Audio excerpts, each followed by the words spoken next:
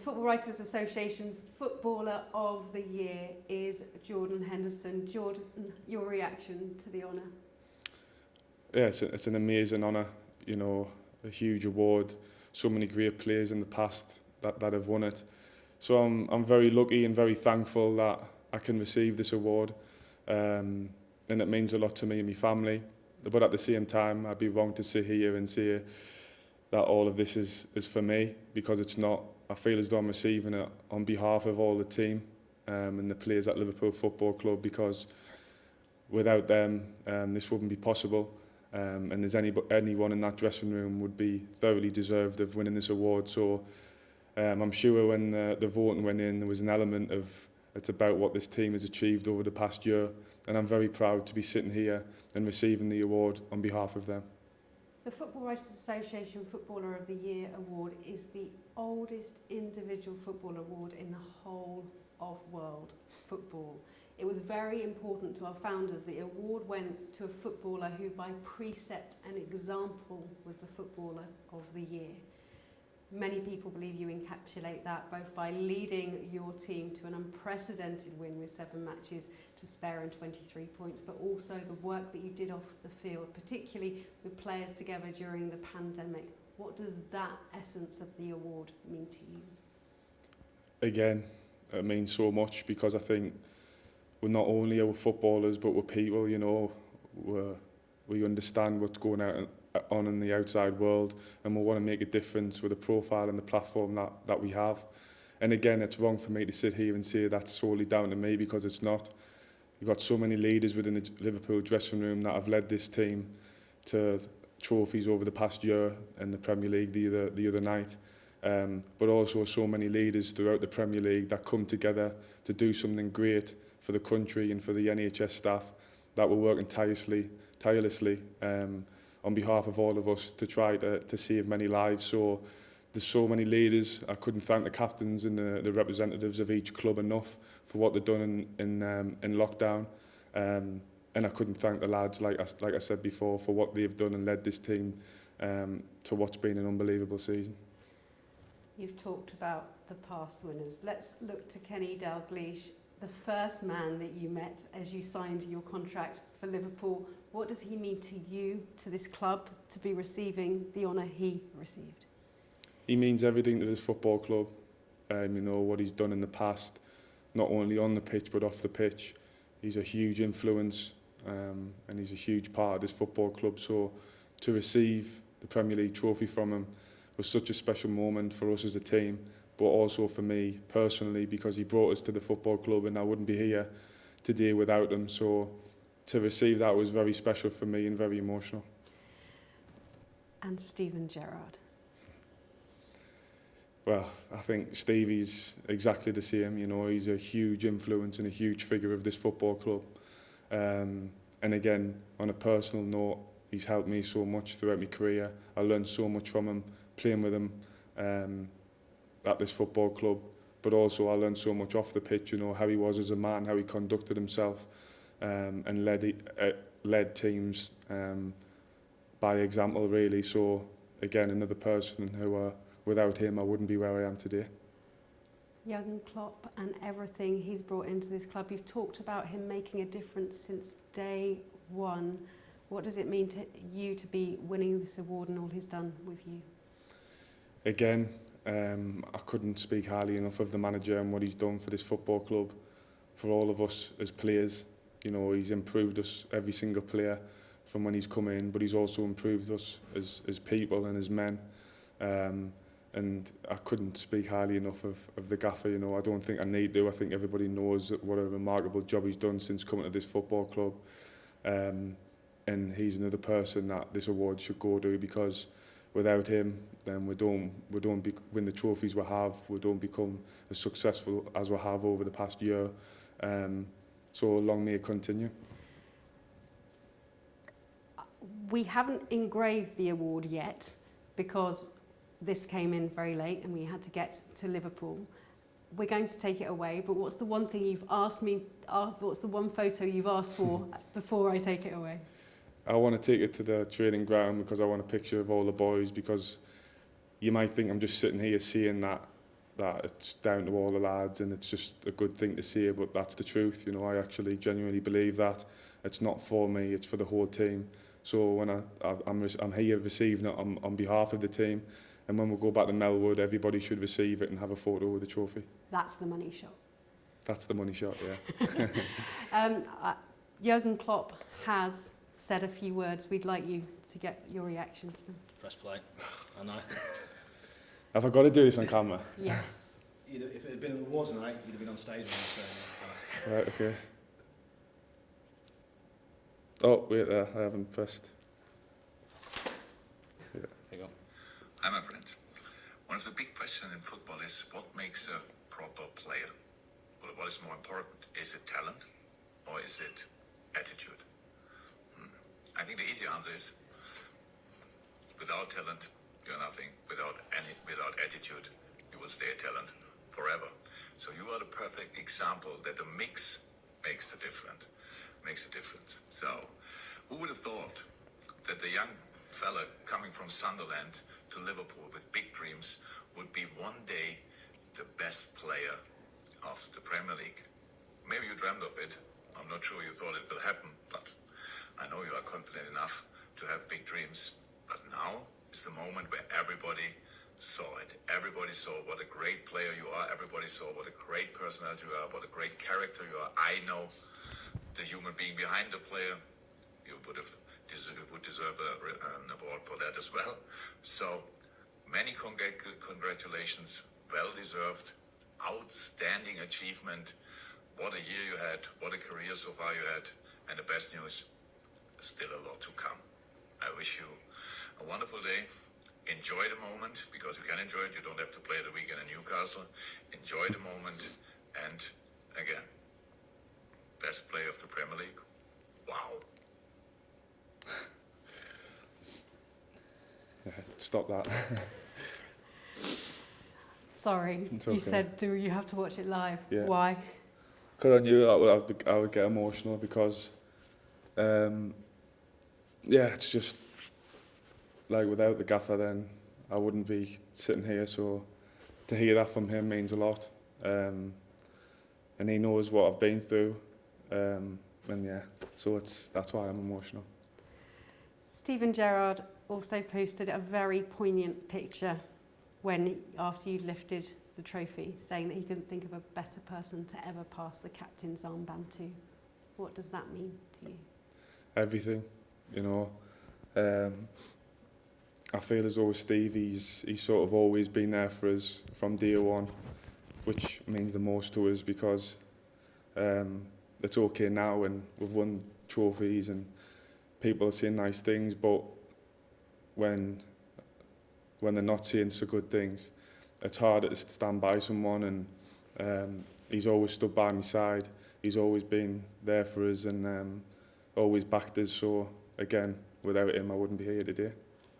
I want to talk about the one thing that everyone has said about you time and time again, and which you say about yourself, this relentless desire for self-improvement. They say it gets you. We saw it in the match against Wolves. We see it so often when you don't make it into the team.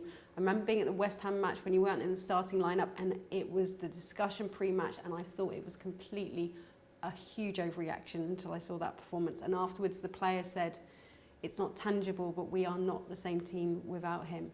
Where does this desire for self-improvement that so many thrive off come from? Where did you learn it in your early years?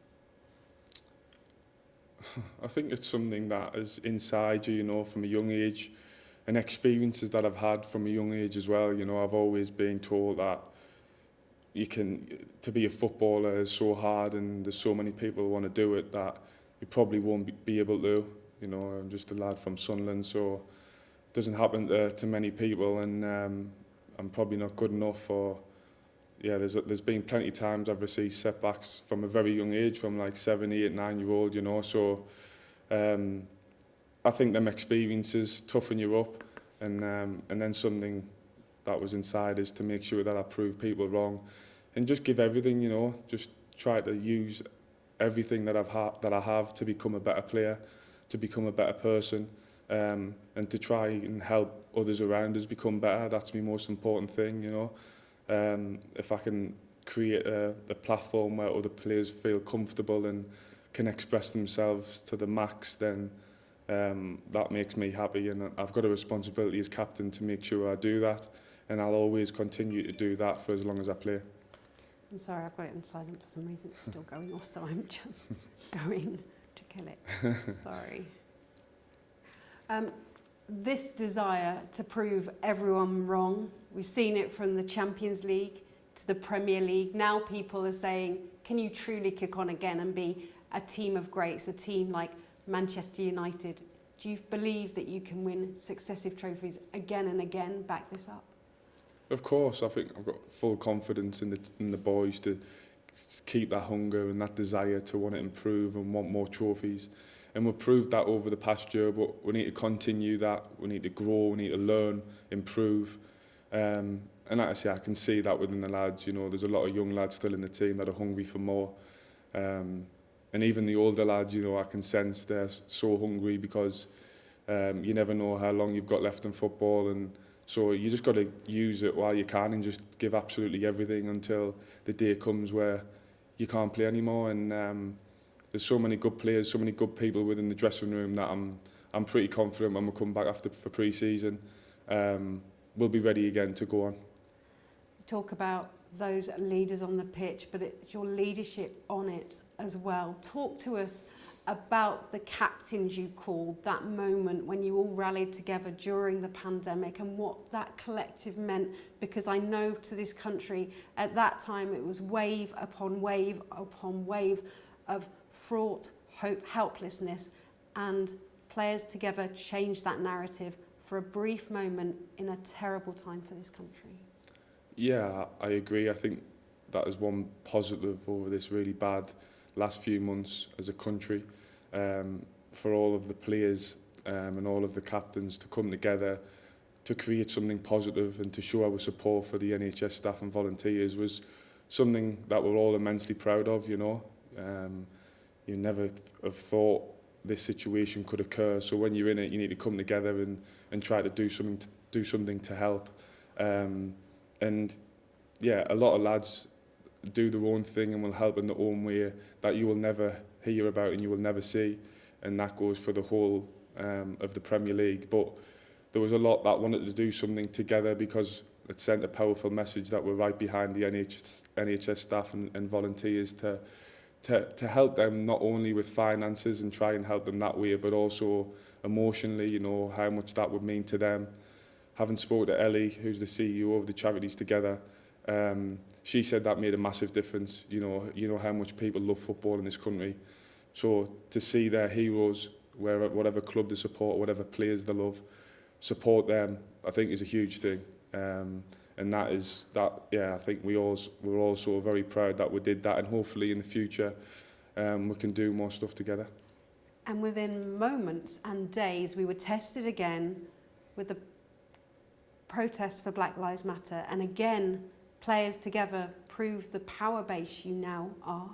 How important was it that black and white players together were sending such a powerful message? And that moment, I don't think we've really had a chance to take pause and look at the Aston Villa-Sheffield United game, where two teams, one fighting relegation, one pushing for Europe, committed to take a knee, not take a competitive moment. It could have been a great one in this league, to just take a knee together on the first whistle. Yeah, incredible. You know, this is the biggest thing about football. There's so much rivalry within it, but things like the Black Lives Matter and the NHS, we realise is a much bigger aspect of life than just football, and there's a lot bigger things going on in the world. So for us to come together and use our platform to raise awareness is really important to make change, and hopefully we can continue to do that.